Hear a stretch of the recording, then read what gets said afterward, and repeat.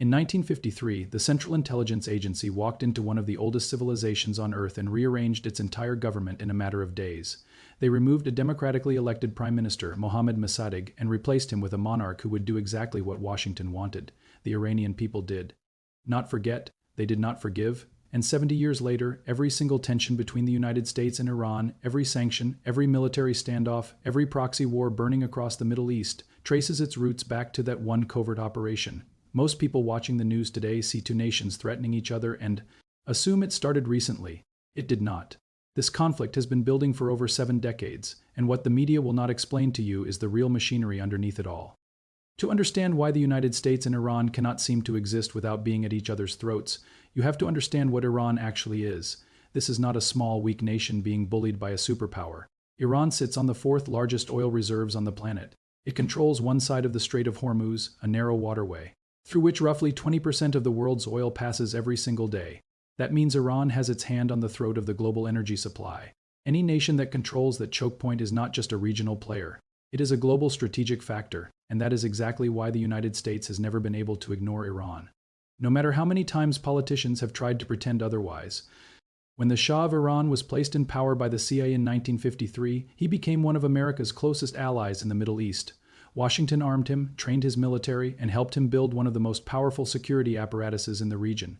For 26 years, this arrangement worked perfectly for the United States.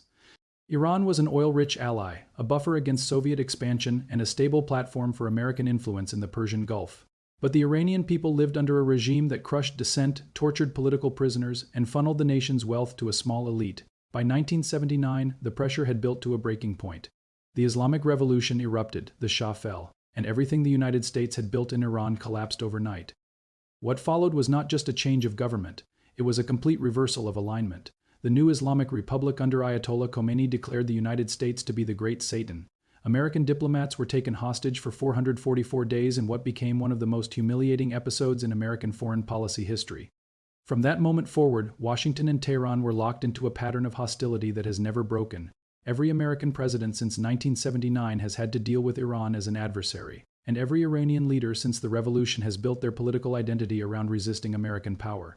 This is not a conflict that fluctuates based on who is in office. This is a structural confrontation embedded in the DNA of both governments. Now here is where most people get lost, because the media covers this story in fragments. They show you a missile strike, they show you a sanctions headline, they show you a naval confrontation in the Gulf, but they never connect the pieces into a single coherent picture. So let me do that for you right now. The United States has 3 core objectives when it comes to Iran. First, prevent Iran from acquiring a nuclear weapon. Second, contain Iran's regional influence, particularly its network of allied militias across Iraq, Syria, Lebanon, and Yemen. Third, maintain American dominance over the energy corridors of the Persian Gulf. Everything Washington does regarding Iran serves one or more of these 3 goals. Every sanction, every military deployment, every diplomatic maneuver fits into this framework. Iran, on the other side, has its own strategic logic that is equally clear once you see it. Tehran's #1 priority is regime survival. The Islamic Republic watched what happened to Saddam Hussein in Iraq, what happened to Muammar Gaddafi in Libya, and what nearly happened to Bashar al-Assad in Syria. In every case, a government that gave up its leverage or its weapons was eventually destroyed by Western intervention. Iran drew a very specific lesson from those examples: never disarm, never appear weak, and never trust a deal with the West to guarantee your survival. This is why Iran's nuclear program has been so difficult to stop. It is not simply about building a bomb. It is about creating a deterrent so powerful that no foreign power would dare attempt regime change. But Iran's strategy goes far beyond nuclear technology. This is the part that most casual observers completely miss. Iran has built what military analysts call a forward defense network. Instead of waiting for enemies to attack Iranian soil, Tehran has cultivated proxy forces and allied militias across the entire Middle East. Hezbollah in Lebanon is arguably the most powerful non-state military force in the world, armed and funded by Iran. In Iraq, Iranian-backed militias hold significant political and military power. In Yemen, the Houthis have demonstrated the ability to strike targets across the Red Sea and deep into Saudi Arabia using Iranian-supplied weapons and technology. In Syria, Iranian forces and their allies helped keep the Assad government in power through years of civil war. This network gives Iran the ability to project power across the region without ever deploying its conventional military. It is asymmetric warfare on a grand scale, and it is one of the primary reasons the United States has found Iran so difficult to confront directly. Tell me in the comments, when you look at this network of alliances and proxy forces, do you think Iran is acting out of aggression, or is this a survival strategy built by a nation that has watched its neighbors get destroyed one by one? I genuinely want to hear your perspective on this. Now let us talk about the sanctions, because this is another layer that the headlines completely fail to explain. The United States has imposed some of the most comprehensive economic sanctions in modern history on Iran. These sanctions target Iran's oil exports, its banking system, its shipping industry, and hundreds of individuals and companies connected to the Iranian government and military. The stated goal is to pressure Iran into abandoning its nuclear program and reducing its regional military activities. But here is what the pattern actually shows. Sanctions have been in place in various forms for over 4 decades, and in that time Iran has not abandoned its nuclear program, it has expanded it. Iran has not reduced its regional influence, it has deepened it. Iran has not moderated its government. The hardliners have only grown stronger. So the question that analysts have debated for years is whether sanctions are actually achieving their stated purpose or whether they are simply punishing the Iranian civilian population while the strategic calculus of the government remains unchanged. If this breakdown is giving you a clarity that headlines simply cannot provide, a quick like genuinely helps this reach more people who want to understand the world beyond the surface. Now back to the analysis. The nuclear dimension of this conflict deserves its own deep examination because it is the single issue most likely to trigger a direct military confrontation. In 2015, the United States, along with several other world powers, signed the Joint Comprehensive Plan of Action with Iran, commonly known as the Iran Nuclear Deal. Under this agreement, Iran agreed to significantly limit its uranium enrichment capabilities and submit to international inspections. In exchange, major economic sanctions would be lifted. For a brief window, it appeared that diplomacy had found a path forward, but that window closed. The United States withdrew from the agreement, reimposed sanctions, and added new ones. Iran responded by gradually exceeding the enrichment limits set by the deal. Today, Iran enriches uranium to levels that are significantly closer to weapons grade than anything it had achieved before the deal was signed. The diplomatic framework that took years to build was dismantled, and nothing has replaced it. Here is what most people do not understand about nuclear deterrence in this context. Iran does not necessarily need to build and test a nuclear weapon to achieve its strategic goal. What Iran needs is what experts call nuclear latency, the demonstrated ability to build a weapon quickly if it ever decides to do so, by enriching uranium. To high levels and developing advanced centrifuge technology, Iran creates a situation where any potential attacker knows that a strike on Iran could accelerate, not prevent, the very outcome they fear. This is a calculated strategic ambiguity, and it has been used by other nations throughout history. The difference is that in Iran's case, it's at the center of the world's most volatile region, surrounded by American military bases, nuclear-armed neighbors, and a web of conflicts that could spiral at any moment. Now, this is where it gets truly interesting, because the US-Iran confrontation is not just a bilateral conflict.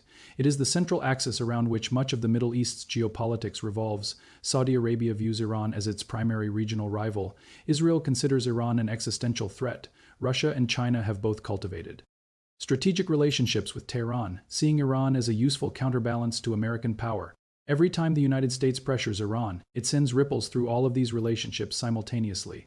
When Washington imposes sanctions on Iranian oil, China continues buying it, creating friction in the US-China relationship. When American forces operate near Iranian territory, Russia watches carefully, calculating how American military commitments in the Gulf affect the balance of power in other theaters. This is not a simple two-player game. It is a multi-dimensional chess match with at least 6 major players, and every move affects every other player on the board. The military dimension is something that both sides have carefully managed, and this is a critical point that often gets lost in sensationalized coverage.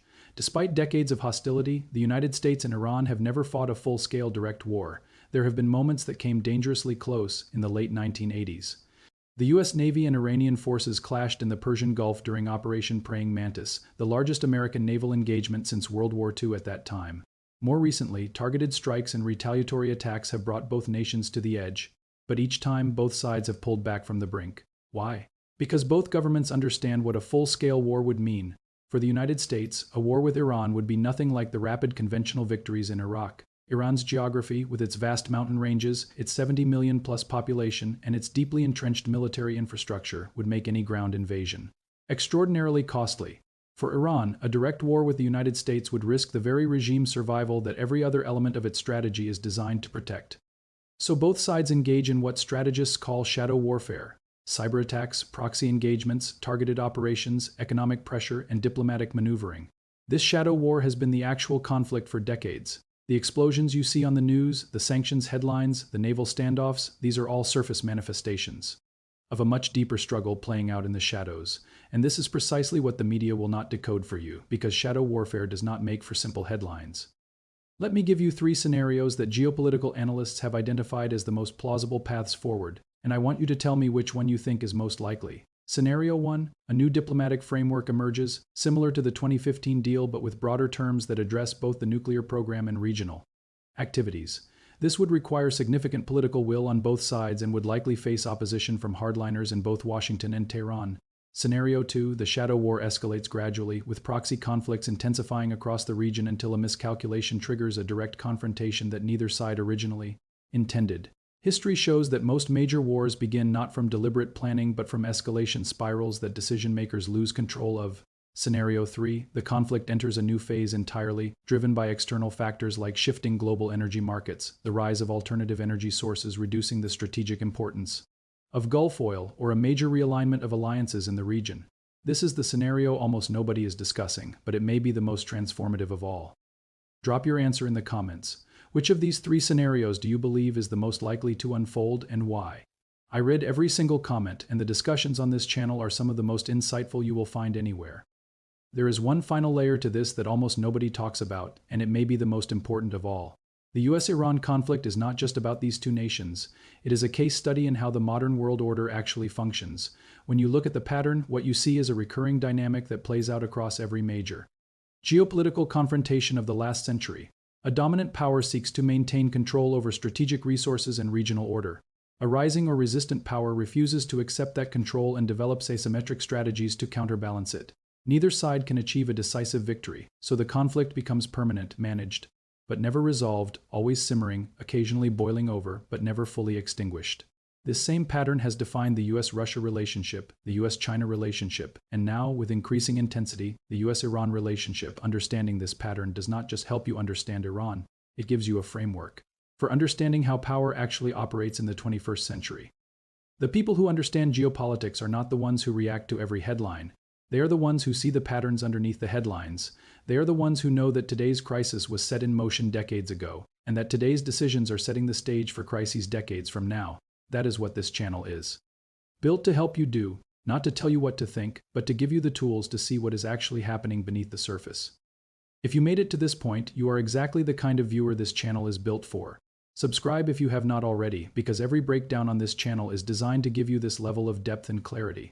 The next analysis on this channel connects directly to everything you just learned, and it is on screen right now. This has been an Atlas Geopolitical Analysis. All content is educational commentary based on historical patterns and publicly available information.